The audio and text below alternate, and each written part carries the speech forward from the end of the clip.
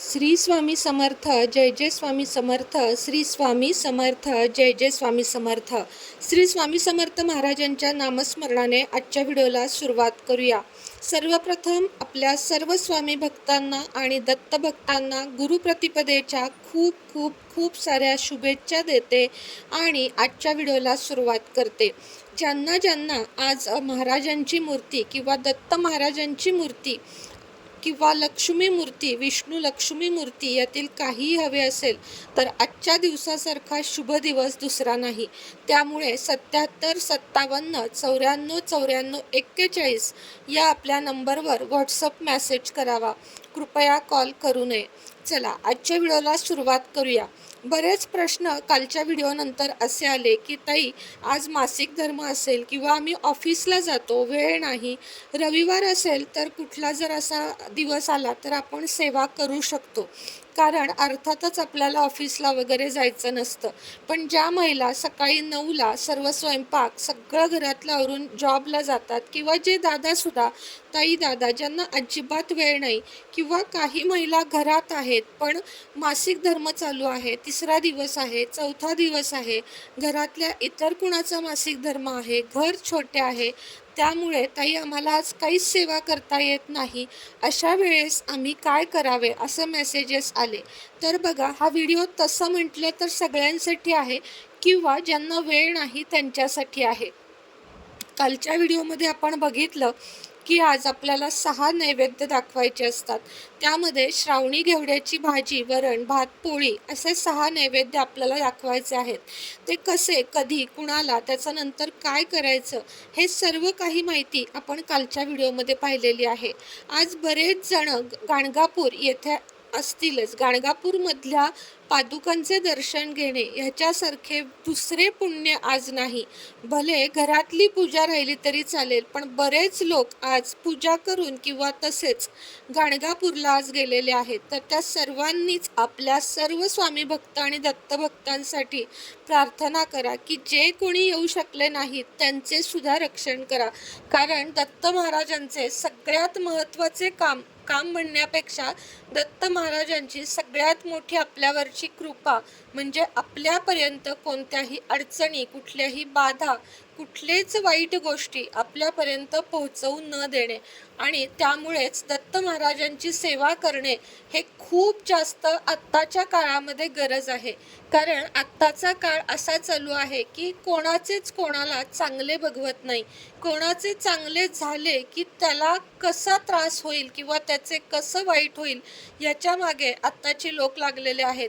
खरं तर हे संपूर्ण चुकीचे आहे. आपण भले आणि आपली प्रगती भली असं राहावं माणसाने, पण नाही जमत आत्ताच्या लोकांना. तर अशा सगळ्या गोष्टींसाठी कुठल्याही गोष्टीची भीती, ताण तणाव किंवा मानसिक त्रास, भूत प्रेत बाधा, पिशाच करणी किंवा बुद्धिबंधन, पैशाचे बंधन, लक्ष्मी बंधन या सगळ्यावर तुम्हाला कालही सांगितले एकच मार्ग, तो म्हणजे दत्त महाराजांची सेवा.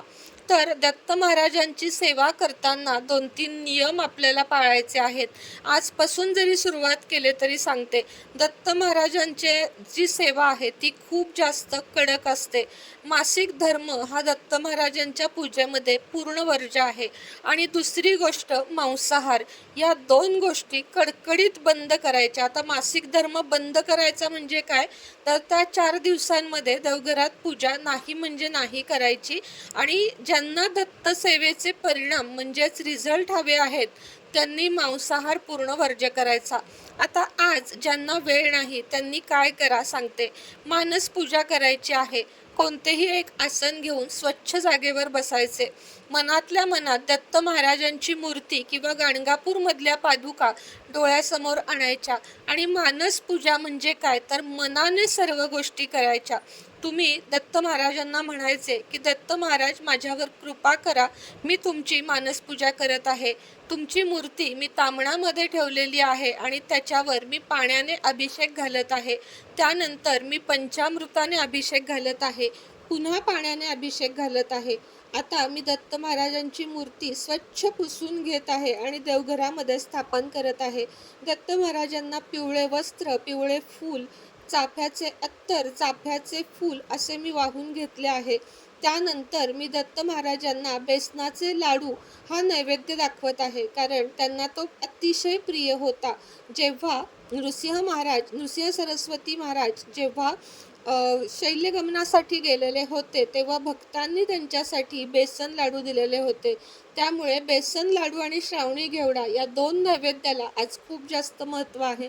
आता मानसिक पूजेमध्ये सुद्धा आपल्याला म्हणायचे आहे की आम्ही हा नैवेद्य तुमच्यासाठी वाढत आहोत, किंवा तुम्हाला मी नैवेद्य दाखवत आहे, तो महाराज ग्रहण करावा.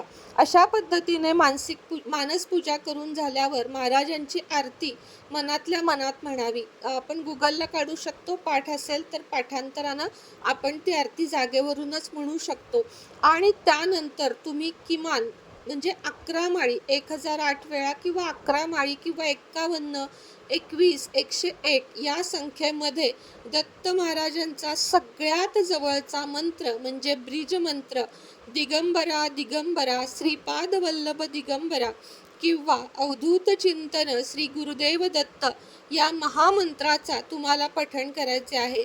आजची एकच आणि सगळ्यात भारी सेवा म्हणजे लाखात एक सेवा, ती म्हणजे तुम्हाला एकच सांगते की मंत्रपठन किंवा नामस्मरण ही सगळ्यात मोठी आणि महाराजांच्या जवळची सेवा आहे. काहीच करू नका, फक्त मनातल्या मनात अवधूत चिंतन श्री गुरुदेव दत्त दिगंबरा दिगंबरा श्रीपाद वल्लभ दिगंबरा या मंत्राचे पठण अवश्य करा. आणि येईल त्या गुरुवारी मग दत्त महाराजांची आपली जे मासिक धर्म वगैरे संपला की त्यानंतर जशी हवी तशी सेवा करा. लक्षात घ्या की आपल्याला समजा मासिक धर्म आहे, वेळ नाही, तर असं मनामध्ये बिलकुलही आणू नका की आज माझ्याकडून खूप मोठी चूक झाली, किंवा आता मला काही करता आलं नाही, मग दत्त महाराज नाराज होतील का?